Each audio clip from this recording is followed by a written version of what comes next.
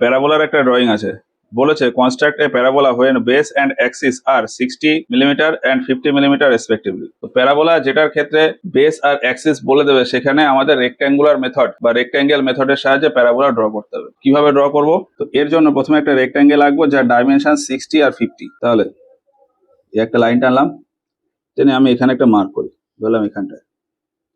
তাহলে এখান থেকে 60, 1 2 3 4 5 6, এই হচ্ছে 60। এবার এটা একটু নিচে নামিয়ে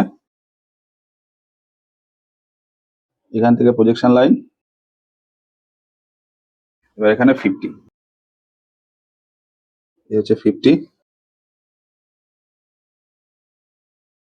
তাহলে এই 60 আর 50 একটা রেক্ট্যাঙ্গেল হলো, 60 আর 50। এবার এই সাইডটাকে আমি 5টা ইকুয়াল ডিভিশনে ভাগ করে দেবো। 5টা 6টা যত খুশি ডিভিশনে ভাগ করতে পারি, আমি 5টা দিয়ে করি, অনেকে 4টে করে। তো 5টা ডিভিশনে ভাগ করতে গেলে এটা 50কে 10 করে হয়েই যাবে। কিন্তু যদি অন্য কোনো লেন্থ থাকে, সেক্ষেত্রে আমাকে ওই ডিভিশনের যে প্রসেস, ওই প্রসেসটা ফলো করতে হবে। তো সেই হিসাবে আমি ওই প্রসেসটাই ফলো করি।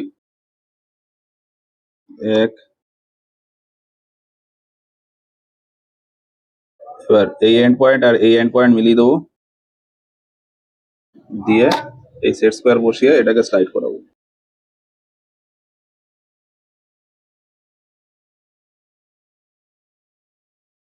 এই তাহলে 5টা ডিভিশন হলো। ঠিক একইভাবে এই যে মার্কিং গুলো হলো, এই মার্কিং গুলো আমি এপাশেও করতে হবে। নিচে বসালাম, বসে এর সাথে প্যারালাল করে মার্কিং করে দেবো।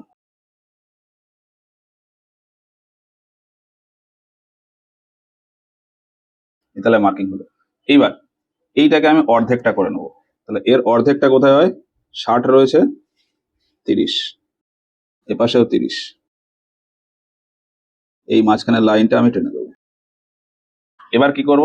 আমি এইটাকে 5টা ডিভিশনে ভাগ করেছি, সেই হিসাবে এই যে অর্ধেকটা পেলাম এটাকেও 5টা ডিভিশনে ভাগ করবো। এবার এটাকে আমি এই মেথডে 5টা ডিভিশনে করতে পারি, তো সেটা আমি আর যাচ্ছি না, মেথডটা একই। এখানে 30 আছে, আমি 5টা ডিভিশন করতে হলে 6 মিলিমিটার করে। তাহলে এ পাশে 6 মিলিমিটার করে, 6 12 18 24 30 হয়ে গেল। তাহলে এই 5টা ডিভিশন হয়ে গেল। এ পাশেরটাকেও আমার 5টা ডিভিশন করতে হবে। তাহলে এখানে 6 12 18 24 আর 30, এই তাহলে 5টা টোটাল 10টা ডিভিশন হয়ে গেল। এবার কি করব? এবার এই পয়েন্ট থেকে এইগুলো জুড়ে দেবো। যেভাবে যেভাবে করছে সেভাবে দেখে করে নাও, পয়েন্টগুলো একটু মার্ক করে নিই।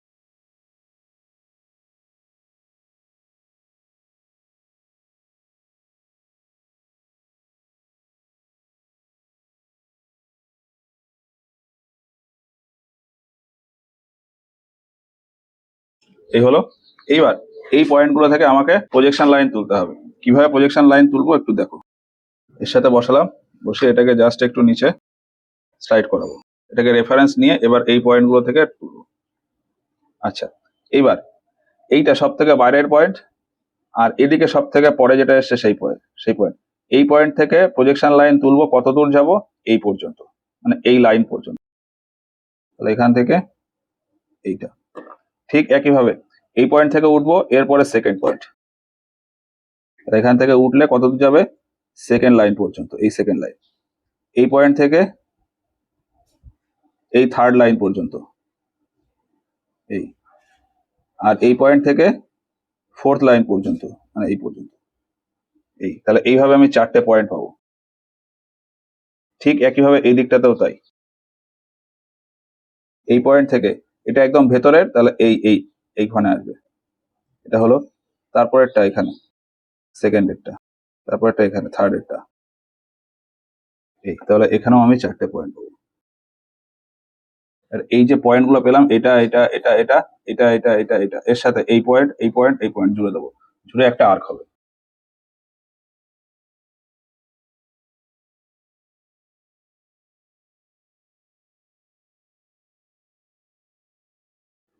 এটা চাইলে তোমার ফ্রেঞ্চ কাপ, ফ্লেক্সিবল কাপ যা খুশি দিয়ে করতে পারো, আমি হাত দিয়ে করে দিলাম।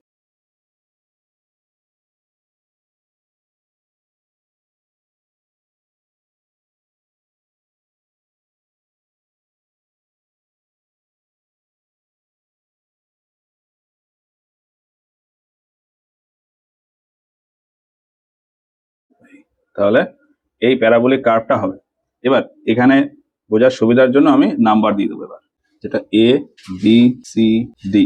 নাম্বারিং যদি এখানে করি 1 2 3 4, ঠিক একইভাবে এখানে যদি করি, এবার এখানেও তাহলে ভিতর থেকে হবে এ বি সি ডি, এদিকে ই এফ জি এইচ।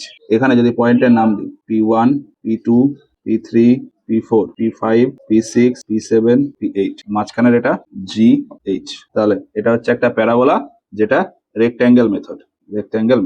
এর যদি আমি ডাইমেনশন দিই তাহলে ডাইমেনশন দিয়ে দিতে পারি,